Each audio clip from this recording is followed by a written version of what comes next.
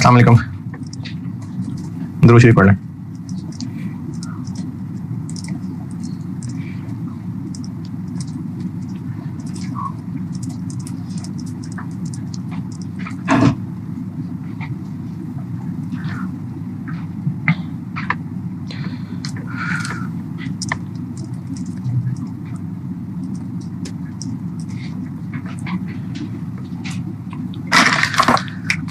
Commodity option का करते हैं सवाल। सवाल लिखें।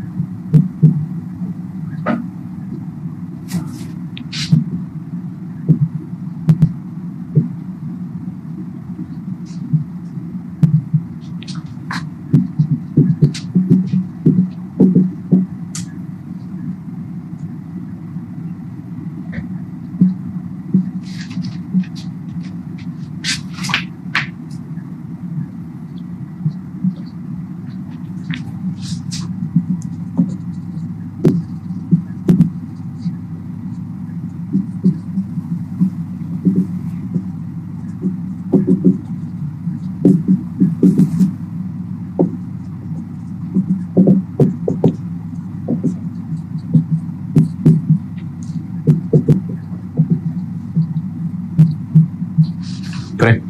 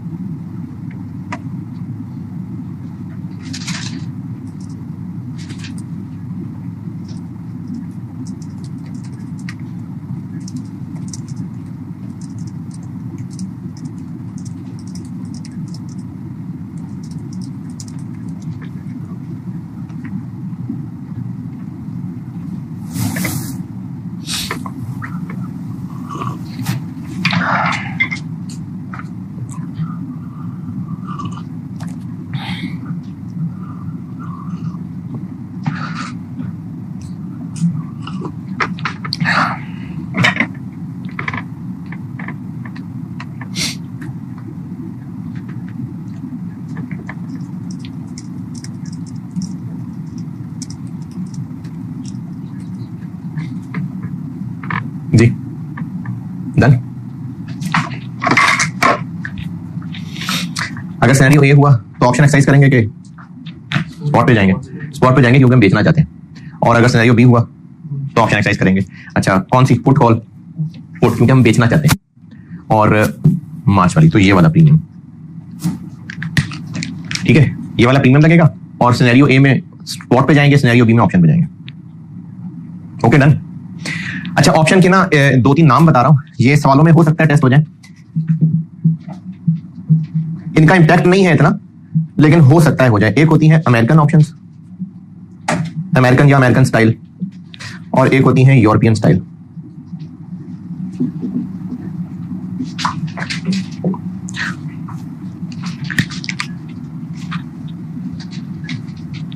अमेरिकन स्टाइल और यूरोपियन स्टाइल, फर्क दोनों में ये है, जबानी बता रहा हूं, लिख लीजिएगा क्योंकि ज्यादा नीचे हो गया मुझसे।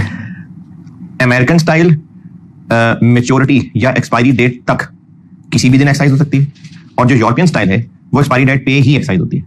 तो सवालों में बाय डिफॉल्ट अमेरिकन स्टाइल होती है। अमेरिकन स्टाइल ऑप्शन वो होती है जो मेच्योरिटी डेट तक कभी भी एक्सरसाइज हो सकती है, और यूरोपियन वो है जो मेच्योरिटी डेट पे ही एक्सरसाइज होनी है। और सवालों में बाय डिफॉल्ट अमेरिकन स्टाइल होती है।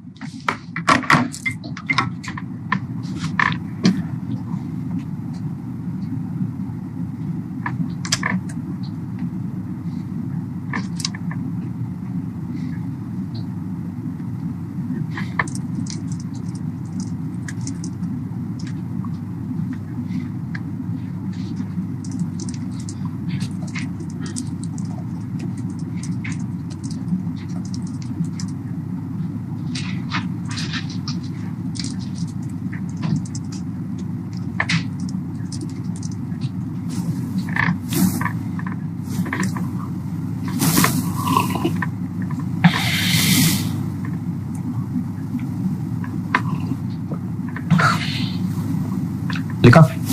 ऑप्शंस का सवाल करते हैं। और अच्छा सवाल बड़ा डिफरेंट सा है, मजे का है, लेकिन अगर समझ आ जाता तो आराम से हो जाता। सवाल का स्टाइल बड़ा डिफरेंट था, तो जो उस अटेम्प्ट में क्लिक कर गया वो कर गया, जो नहीं क्लिक कर सका वो टेंशन में आके उठ के आ गया होगा। करते हैं बोर्ड पे, आप पढ़ लीजिए। दिसंबर 19 अटेम्प्ट का सवाल होगा।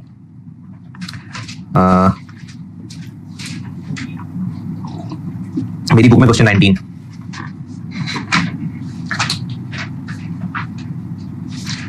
क्वेश्चन 19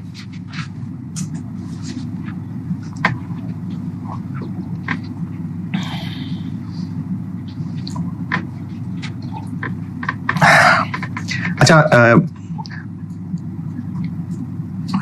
अगर क्लिक कर गया तो ये आसान सवाल है। आप ना 5-7 मिनट लें, सोल्यूशन नहीं देखना, सोल्यूशन नहीं, मैं बोर्ड पे कर दूंगा, सोल्यूशन नहीं देखना। आप 5-7 मिनट लें, किसी एक को सॉल्व करना शुरू करें, बस ये देखना है मैंने कि क्लिक करके आपको समझ आता है कि नहीं। ट्राई जरूर करें, सोल्यूशन नहीं देखना, खुद ही जितना समझ आता है करें, नहीं तो मैं तो फिर बोर्ड पे कर ही दूंगा। दिसंबर 19 अटेम्प्ट का सवाल है, इसका part A 12 number, GIL green line investment limited. सवाल की अंग्रेजी समझना ही इसमें असल में कला थी सारी, तो वो कोशिश करें आप लोग, पहले सोल्यूशन नहीं खुद ट्राई करें।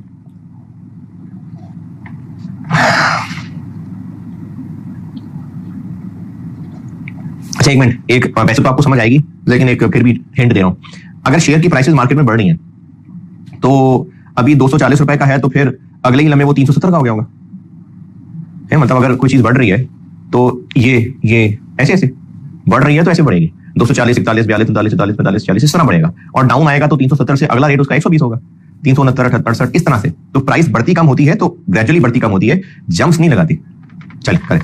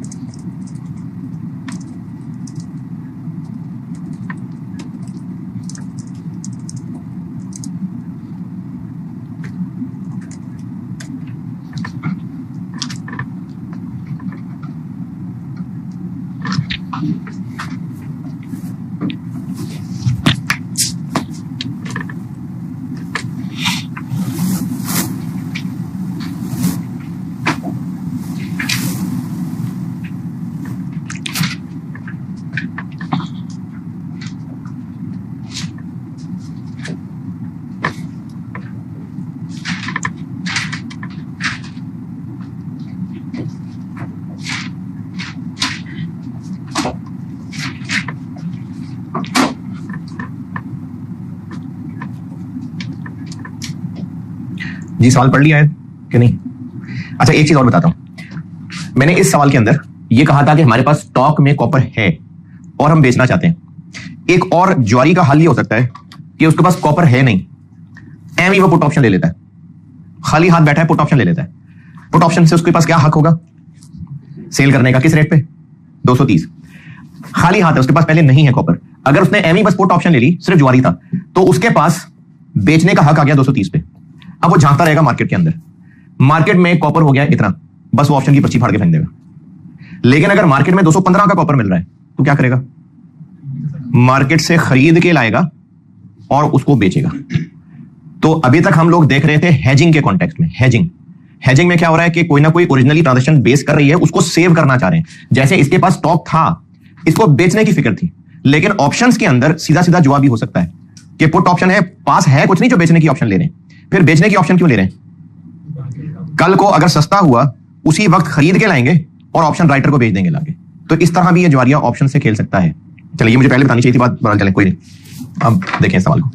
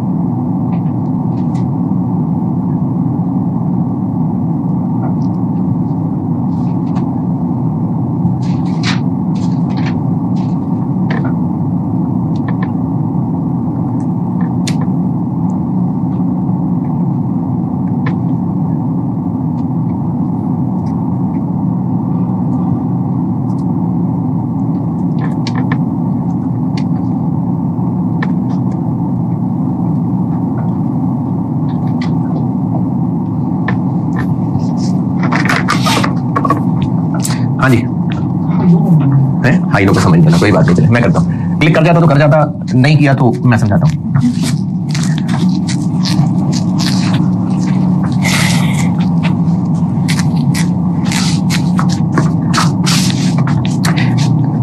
एक समझाता हूं तो फिर उसी पैटर्न पे ना बाकी फिगर्स ही बदलनी है बस। हमारे पास ये जो टेबल बना हुआ है, कुछ कॉल ऑप्शंस हैं, कुछ पुट ऑप्शंस हैं, और सवाल में कहीं ये लिखा हुआ है कि हमारे पास पहले से शेयर्स मौजूद हैं जो हम बेचना चाहते हैं। ऐसी कोई बात नहीं ना, तो ज्वारिया वाला सवाल है। इसने कुछ शेयर्स के लिए कॉल ऑप्शंस ली हैं, कुछ शेयर्स के लिए पुट ऑप्शन ली है। अच्छा, कॉल ऑप्शंस ली होंगी तो क्या प्लान किया होगा कि मार्केट में अगर महंगा होगा तो ऑप्शन एक्सरसाइज करके खरीदूंगा और मार्केट में जाके बेच दूंगा, और पुट ऑप्शन मैंने आपको बता दिया। तो इसको फायदा गेन कैसे होगा? कॉल ऑप्शन में फायदा कब होगा? जब मार्केट में प्राइस बढ़ जाएगी। कॉल ऑप्शन में फायदा तब होगा जब मार्केट महंगी चल रही होगी, तो ये ऑप्शन एक्सरसाइज करके सस्ता खरीदेगा, मार्केट में जाके बेचेगा। और पुट ऑप्शन में इसको फायदा कब होगा? जब मार्केट में प्राइस गिरी हुई होगी, तो मार्केट से खरीदेगा और ऑप्शन में लाके बेच देगा। तो ये एक ज्वारिया का सवाल है। इस अंग्रेजी का क्या मतलब है? While approving the investment in options, GIL's investment board advised the management as follows. Board ने उनको यह कहा कि जब कीमतें, कॉल ऑप्शन बता रहा हूं मैं, पहले कॉल ऑप्शन समझा रहा हूं। कॉल ऑप्शन में गेन कब होगा? जब प्राइस बढ़ेगी। तो अगर इसकी एक्सरसाइज प्राइस 240 है, कॉल ऑप्शन में पहले वाले की बात कर रहा हूं, तो 240 का क्या इंटरप्रिटेशन है कि वो ऑप्शन एक्सरसाइज करेगा तो क्या करेगा? 240 रुपए का शेयर खरीदेगा। अगर ये शेयर मार्केट में 264 का हो गया, 264 का, तो ये 240 का खरीद के 264 का बेच देगा जाके, तो 24 रुपए का फायदा हो जाएगा। अच्छा, ये फायदा वैसे तो इसको इससे भी डिवाइड कर सकते हैं, मार्जिन की तरह, इससे भी डिवाइड कर सकते हैं, मार्कअप की तरह। लेकिन जब ये इन्वेस्टर बन के सोच रहा है ना कि मुझे कितना फायदा होगा, तो फायदा किसकी परसेंटेज कैलकुलेट करेगा? अपनी इन्वेस्टमेंट की ना। तो इसको फायदा कितने परसेंट हो रहा है? 10%। अच्छा, ये प्राइस 264 पे अचानक नहीं आएगी मार्केट में, हो सकता है 230 से कहीं शुरू हो, बढ़ते बढ़ते बढ़ते, और ये उसके पास पूरे 3 महीने का टाइम, हाँ पूरे 3 महीने में उसने ऑब्जर्व किया हुआ। जैसी प्राइस बढ़ते बढ़ते बढ़ते 264 तक पहुंचेगी, तो बोर्ड ने फैसला किया हुआ है कि हमारे पास जितनी ऑप्शंस हैं उनमें से 60% एक्सरसाइज कर लेंगे, यानी ऑप्शन एक्सरसाइज करके शेयर्स खरीदेंगे और मार्केट में जाके बेच देंगे। फिर प्राइस और बढ़ती जाएगी। जब प्राइस बढ़ते बढ़ते इतनी हो जाएगी, इसमें 288 हो जाएगी, तो अब हमारा गेन कहां तक पहुंच जाएगा? 20% तक। बाकी 40% ऑप्शन भी एक्सरसाइज कर लेंगे।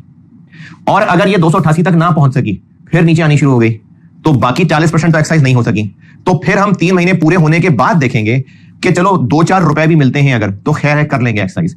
फॉर ऑल रिमेनिंग ऑप्शंस 30 नवंबर को देखेंगे, ऑप्शन एक्सरसाइज कर लेंगे if are in the money. Option in the money होती है अगर फायदे में, आउट ऑफ मनी होती है अगर नुकसान में। ये कुछ टेक्निकल वर्ड है लेकिन अंग्रेजी से क्लियरली पता चल रहा है। इन द मनी का मतलब है ऑप्शन हमें फायदे में नजर आ रही है, और आउट ऑफ मनी का मतलब है कि ऑप्शन हमें नुकसान में नजर आ रही है।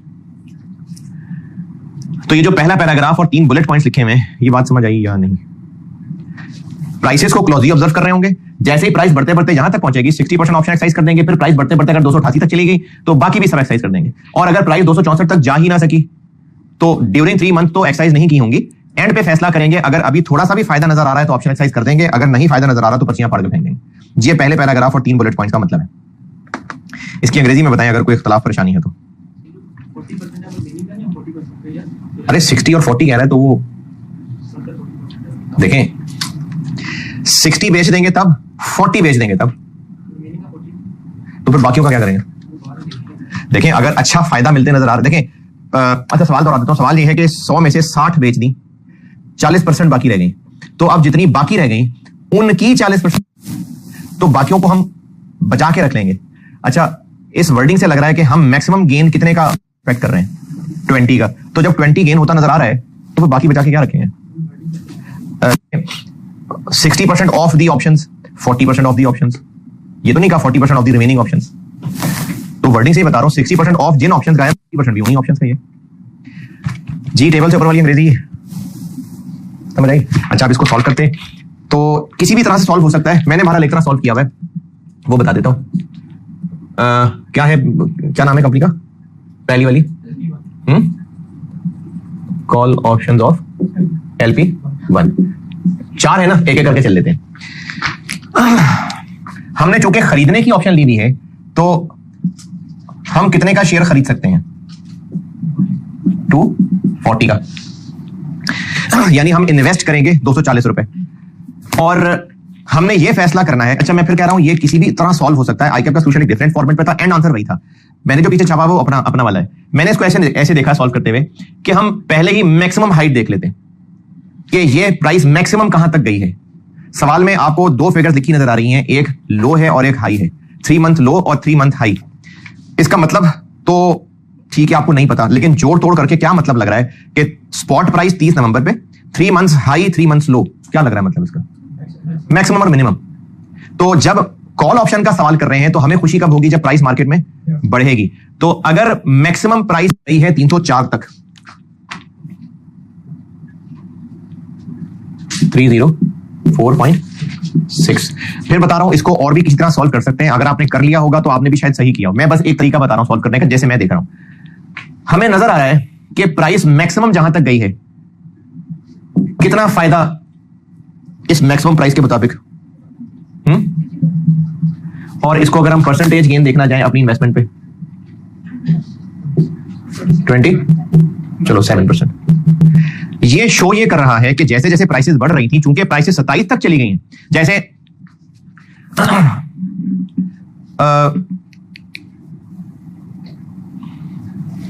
नहीं ठीक है, प्राइसेस बढ़ रही थी, मैक्सिमम कहां तक जानी थी कि हमने सारी ऑप्शंस बेच देनी थी। 20% इंक्रीज ना, तो चूंकि 20 से ऊपर निकल गई हैं तो यकीनन हमने सारी बेच दी होंगी। बेची कब होंगी, 10% के स्टॉप पे, 20% के स्टॉप पे, लेकिन इसका 27 तक चले जाना ये शो कर रहा है कि 20% का स्टॉप भी गुजरा होगा बीच में। तो इससे ये पता चल गया कि 60% वाली भी एक्सरसाइज हो गई, 40 वाली भी एक्सरसाइज हो गई। तो उस पे फिर हमने टोटल प्रॉफिट कितना कमाया होगा, सवाल की रिक्वायरमेंट प्रॉफिट निकालना है। जब हमने 60% एक्सरसाइज की होगी,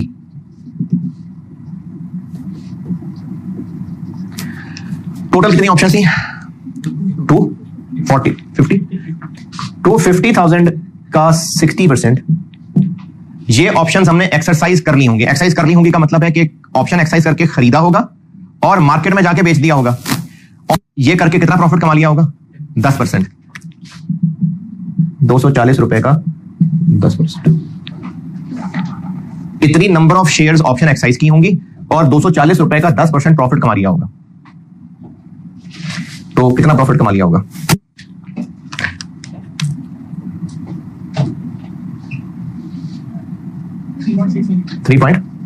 और चूंकि ये रिटर्न 20 से भी ऊपर निकल गया हुआ है तो बाकी 40% भी हमें यकीनन एक्सरसाइज करनी होंगी।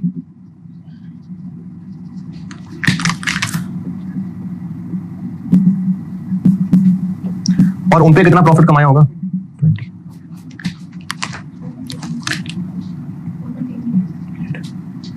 इतना प्रॉफिट कमाया होगा, लेकिन चूंकि प्रीमियम भी दिया है हमने, प्रीमियम कितना दिया है जी, कॉल ऑप्शन है, इन पे प्रीमियम हमने दिया हुआ है 7 रुपए पर शेयर। ये तो सब ऑप्शंस के लिए दिया है 1 पॉइंट।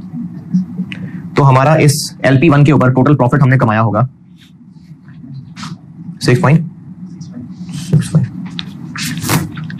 इसकी कैलकुलेशन देख लें, अगर कुछ पूछना है तो बताएं, बाकी फिर मैंने इसी में वैल्यूज बदलनी है।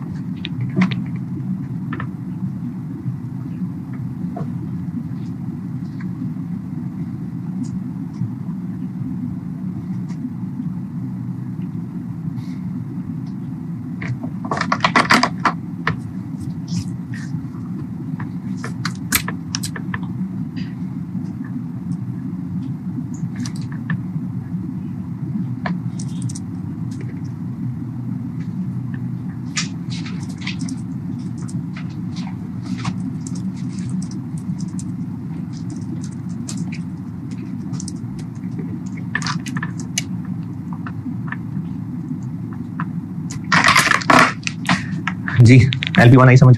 अच्छा बिल्कुल इसी तरह ये SP2 भी सॉल्व हो जाएगा।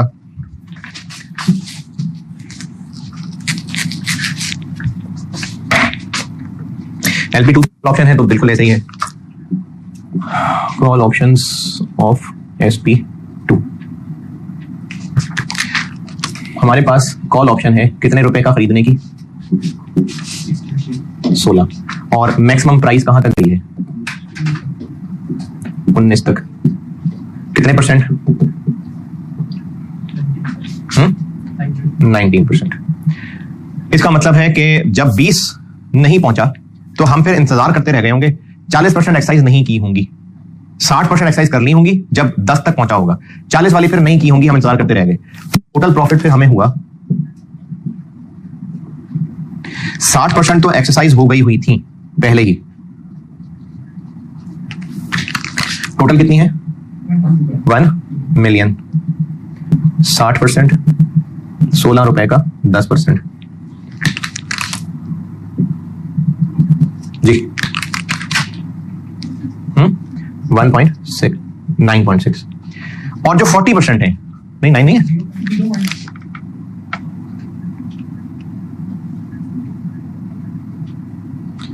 0.96।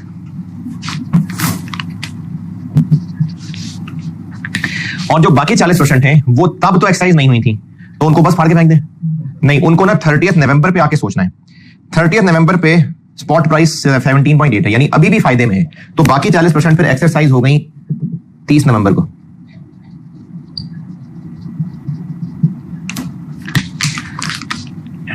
अब ये जो बाकी 40% है, इन पे कितना फायदा हुआ? हम ऑप्शन एक्सरसाइज करके 16 रुपए का खरीदेंगे और मार्केट में 17.8 का बेचाएंगे, ये फायदा होगा।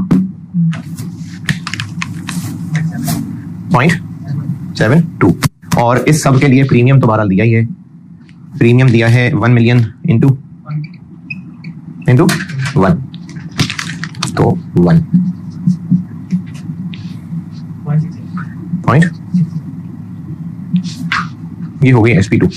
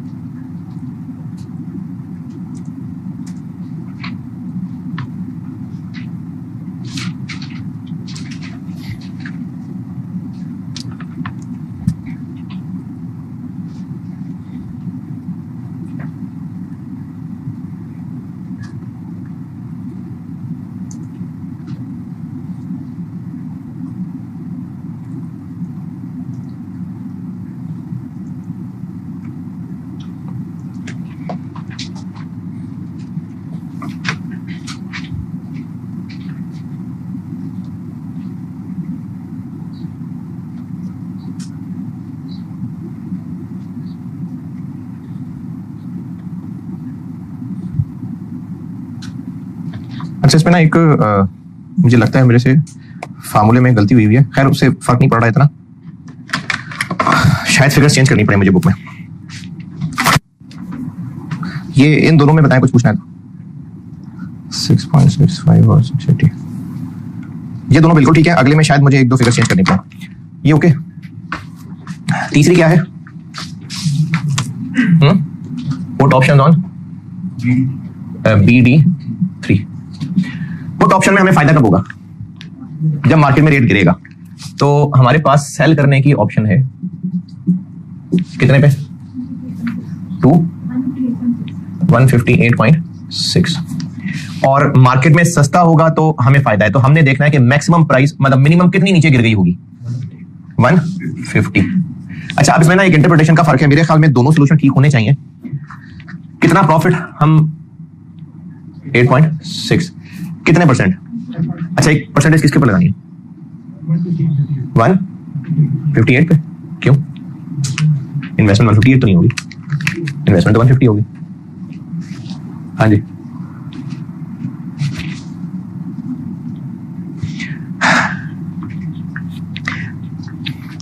जो परसेंटेज रिटर्न है ना, परसेंटेज रिटर्न वो इन्वेस्टमेंट के ऊपर भी निकल सकता है और जिस अमाउंट की ऑप्शन है उस पर भी निकल सकता है।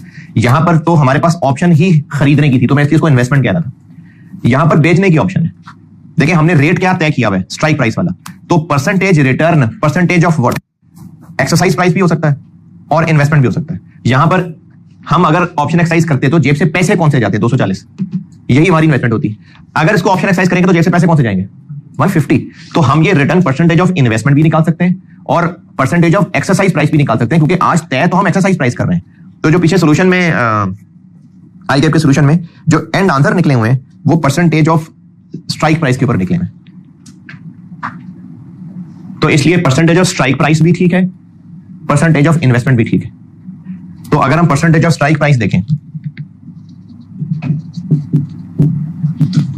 तो इसका कितने परसेंट है? 5%। तो इससे क्या पता चल रहा है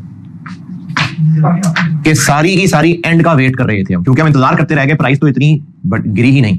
तो हमने एक्सरसाइज अगर करने भी हैं तो वो 30 नवंबर पे ही करने, साथ साथ फिर नहीं किए थे।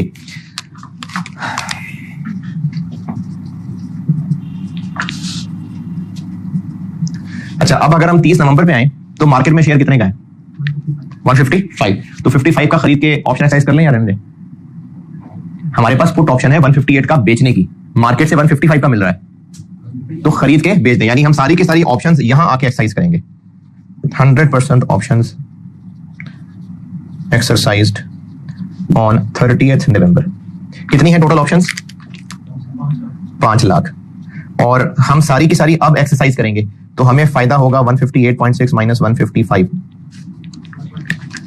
जी 1 पॉइंट। और हमने इस काम के लिए प्रीमियम भरा है कितना? 5 लाख इंटू 4.5 रुपए, 2 पॉइंट। तो हमें इससे हो जाएगा नुकसान कितना? 0.45। तो फिर हमें लॉस ही हो रहा है, तो ऑप्शन क्यों एक्सरसाइज कर रहे हैं?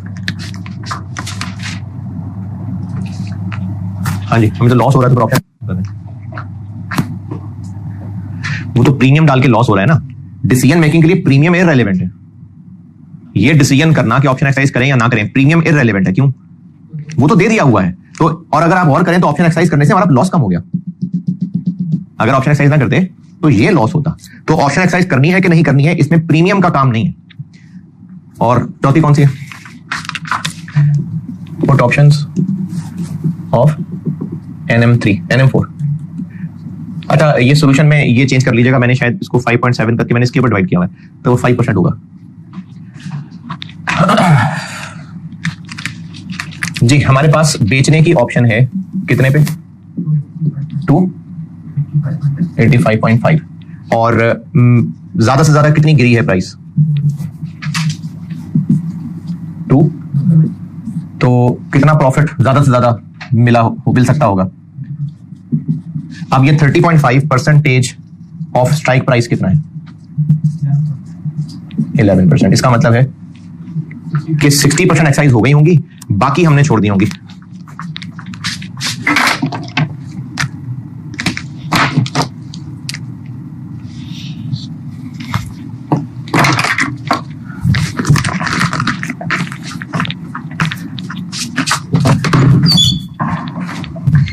यार ये वाले रिफिल कर दो, फिर दूसरे देता हूं बाद में।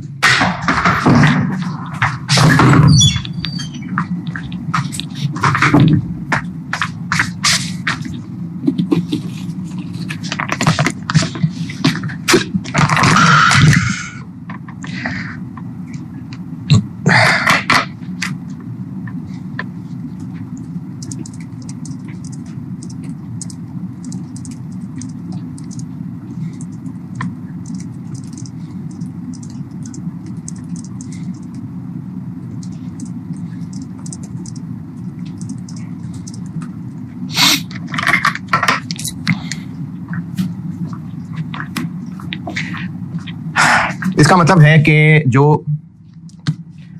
10% से ऊपर निकला होगा तो हमने 60% ऑप्शंस तो एक्सरसाइज कर ली होंगी।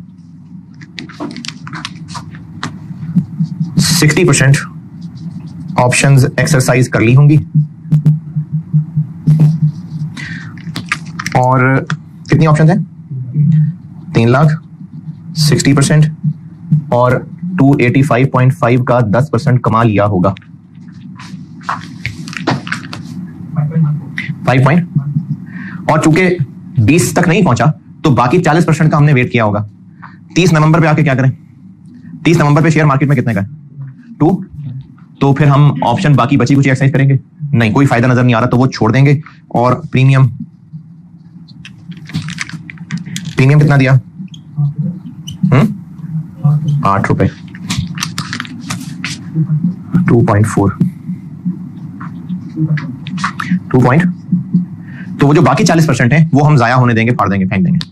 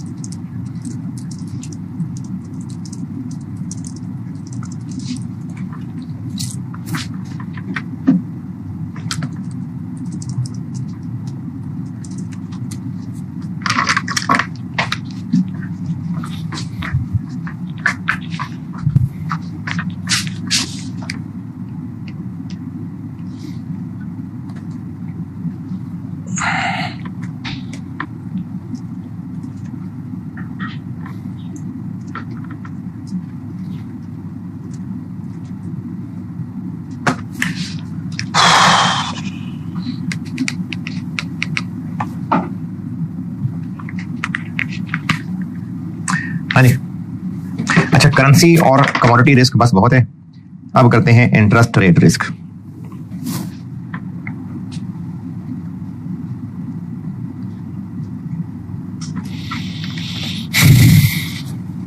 चलिए इंटरेस्ट रेट तो अगला चैप्टर बनाया मैंने, तो 74 में करता हूं।